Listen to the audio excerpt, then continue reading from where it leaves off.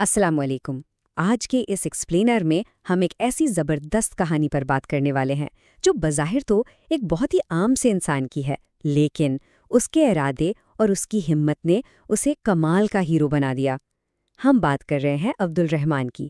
تو بغیر کسی تاخیر کے چلے اس متاثر کن سفر کو سمجھتے ہیں۔ اب ذرا اس بات پر غور کریں، وہ بوڑھا آدمی جو ہر روز ہار کر بھی جیت جاتا تھا، ہے نا ایک عجیب سا تضاد؟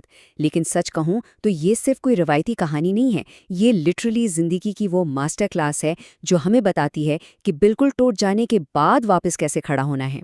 تو سب سے پہلے چلتے ہیں حصہ اول کی طرف، یعنی بوڑھا کتب فروش، اور دیکھتے ہیں کہ عبد الرحمن کی روزمرہ زندگی کیسی تھی۔ دیکھیں، عبد الرحمن کسی بڑے محل میں نہیں رہتا تھا۔ اس کے پاس وہ سب کچھ بالکل نہیں تھا جسے ہم اور آپ عام طور پر کامیابی سمجھتے ہیں۔ اس کی پوری دنیا کیا تھی؟ بس ایک پرانی سی خستہ حال سائیکل، پرانی کتابوں کا ایک کلیکشن جسے وہ کسی خزانے کی طرح جان سے پیارا رکھتا تھا، اور اس کا روز کا روٹین۔ وہ روزانہ فجر کے فوراً بعد شہر نکل جاتا اور سڑک کنارے ایک چھوٹا سا کتابوں کا سٹال لگاتا۔ بس یہی اس کی کل کائنات تھی۔ اب آپ کو پتا ہے کہ جب آپ کچھ مختلف کرتے ہیں تو لوگ کیا کہتے ہیں، رائٹ؟ گاؤں والے اکثر اس کا مذاق اڑاتے تھے۔ کوئی طنزاً کہتا، بابا جی اس عمر میں تو آرام کریں، یا کوئی ہنس کر کہتا، بھئی یہ پرانی کتابیں بیچ کر کون سا اپنے کروڑ پتی بن جانا ہے۔ لیکن عبد الرحمن کا اصل مقصد تو کچھ اور ہی تھا۔ وہ ان باتوں پر صرف مسکرا دیتا، کیونکہ اس کا خواب امیر ہونا تھا ہی نہیں۔ اس کا خواب تو ان غریب بچوں کو پڑھانا تھا، تاکہ وہ ان تکلیفوں سے بچ سکیں جو اس نے خود سہی تھیں۔ اور یہیں پر ایک کمال کی بات سامنے آتی ہے، جو خواب دوسروں کے لیے دیکھے جائیں وہ واقعی سب سے قیمتی ہوتے ہیں۔ بظاہر اس بوڑھے کے پاس کوئی مال و دولت نہیں تھی، لیکن اگر آپ دل کی امیری کی بات کریں نا تو اس کا کوئی مقابلہ نہیں تھا۔ وہ بالکل بے غرض تھا۔ اس کی ساری محنت صرف اور صرف اپنی کمیونٹی اور ان بچوں کے لیے تھی۔ لیکن پھر زندگی میں آتا ہے ایک بہت مشکل موڑ۔ حصہ دوسرا، طوفان اور آزمائش۔ ہوتا کچھ یوں ہے کہ ایک دن اچانک بہت ہی شدید بارش اور طوفان آ جاتا ہے۔ اب آپ خود سوچیں، سڑک کنارے بیٹھا ایک شخص، اس کے پاس بچاؤ کا تو کوئی انتظام تھا ہی نہیں۔ اس کی وہ تمام کتابیں جو اس کی زندگی کا کل اثاثہ تھیں، پوری طرح بھیگ کر تباہ ہو گئیں۔ ذرا اس لمحے کی تکلیف کا اندازہ لگائیں۔ وہ بوڑھا آدمی سڑک کنارے اکیلا بیٹھا اپنی برباد ہوتی روزی روٹی کو دیکھ رہا ہے۔ لوگ پاس سے گزر رہے ہیں، لیکن کوئی ایک شخص بھی رک کر اس کی مدد نہیں کرتا۔ یہ واقعی ایک دل توڑ دینے والا لمحہ تھا۔ اور یہ وہ لمحہ تھا جب اس مضبوط انسان کی ہمت بھی جواب دے گئی۔ اس کی آنکھوں میں پہلی بار آنسو آئے۔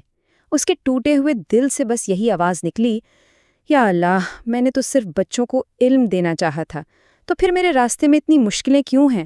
مطلب جب آپ نیکی کے راستے پر ہوں اور پھر بھی سب کچھ بکھر جائے تو یہ اس بے بسی کی انتہا تھی۔ خیر، جیسے ہم کہتے ہیں نا کہ ہر اندھیرے کے بعد سویرا ضرور ہوتا ہے۔ حصہ تیسرا، نیکی کا ثمر۔ ذرا دیکھتے ہیں اگلے ہی دن کیا ہوا۔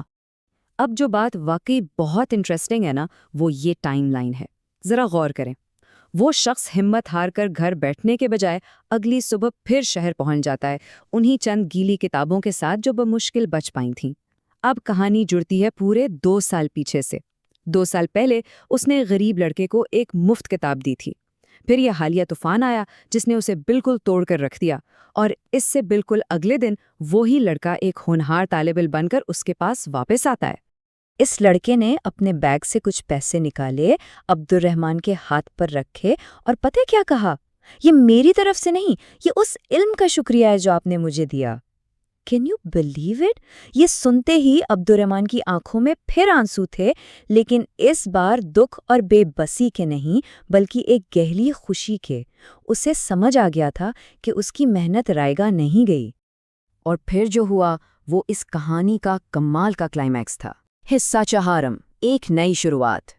اس واقعے کے چند ہی دن بعد وہ لڑکا اپنے اسکول کے ٹیچر کو لے کر عبد الرحمن کے پاس آ جاتا ہے۔ اب ہوا کچھ یوں تھا کہ پورے شہر میں اس بات کی خبر پھیل چکی تھی کہ کیسے یہ بوڑھا آدمی غریب بچوں کی مدد کرتا ہے، اور وہ ٹیچر حیران انگیز طور پر عبد الرحمن کو ان کے اسکول میں باقاعدہ پڑھانے کی آفر کر دیتا ہے۔ مطلب ذرا سوچیں، جس شخص کو کل تک سب ایک ناکام کتب فروش سمجھ رہے تھے، اب اسے نوجوانوں کو باقاعدہ تعلیم دینے کے لیے بلایا جا رہا تھا۔ یہاں یہ بات بالکل واضح ہو جاتی ہے کہ کیسے ایک شخص جسے دنیا فیل سمجھ رہی تھی وہ دراصل دوسروں کے مستقبل کو روشن کرنے والا چراغ بن گیا۔ اس کی سچی نیت اور ایک چھوٹی سی بے غرض نیکی نے لٹرلی اس کی پوری تقدیر بدل کر رکھ دی۔ تو اس سب سے ہم سیکھ کیا سکتے ہیں؟ چلتے ہیں اپنے آخری حصے کی طرف۔ حصہ پنجم، ایک لازوال سبق۔ عبد الرحمن نے ناکامی کی جو تعریف بتائی نا، وہ سب کچھ بدل کر رکھ دیتی ہے۔ اس کے مطابق ہار یہ نہیں ہے کہ آپ کے پاس پیسہ نہ رہے یا آپ کا نقصان ہو جائے، بالکل نہیں۔ انسان صرف تب ہارتا ہے جب وہ دوسروں کے لیے اچھا سوچنا چھوڑ دے۔ That's it. حقیقی کامیابی تو ہماری نیت اور دوسروں کے ساتھ ہمدردی میں چھپی ہے۔ دیکھیں، ہم سب اپنی اپنی زندگیوں میں کسی نہ کسی مشکل میں ضرور پھنستے ہیں، رائٹ؟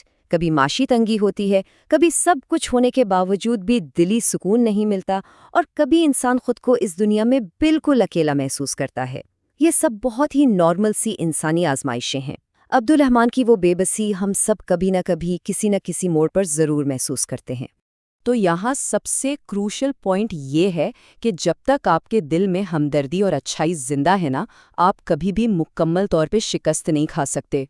اگر آپ دوسروں کے لیے آسانیاں پیدا کر رہے ہیں تو یقین مانیں قدرت آپ کو کبھی تنہا نہیں چھوڑے گی۔ آپ کے لیے راستے خود بخود کھل جائیں گے۔ تو اب سوال یہ ہے کہ ہم اسے اپنی زندگی میں کیسے اپلائی کر سکتے ہیں؟ بہت سمپل ہے۔ ہمیں اچھائی کا ایک ریپل ایفیکٹ شروع کرنا ہے۔ بس یہ نیت کر لیں کہ آج کسی ایک انسان کی زندگی میں تھوڑی سی آسانی لانی ہے۔ کسی ضرورت مند بچے کی مدد کر دیں یا محض کسی پریشان انسان کے چہرے پر ایک چھوٹی سی مسکراہٹ لے آئیں۔ یہ بظاہر بہت معمولی کام لگتے ہیں، لیکن مل کر ایک بہت بڑا امپیکٹ کریٹ کرتے ہیں۔ اور اب اس پوری گفتگو کو سمیٹتے ہوئے میں آپ کے لیے ایک بہت ہی اہم سوال چھوڑ کر جا رہا ہوں۔ آج آپ کی ایک چھوٹی سی نیکی سے کس کی دنیا بدلنے والی ہے؟ عبد الرحمن کی اس کہانی نے ہمیں بتا دیا ہے کہ تھوڑی سی استقامت اور ہمدردی میں کتنی پاور ہوتی ہے۔ امید ہے اس ایکسپلینر نے آپ کو کچھ نیا سوچنے پر ضرور مجبور کیا ہوگا۔ ہمارے ساتھ اس سفر میں شامل ہونے کا بہت شکریہ۔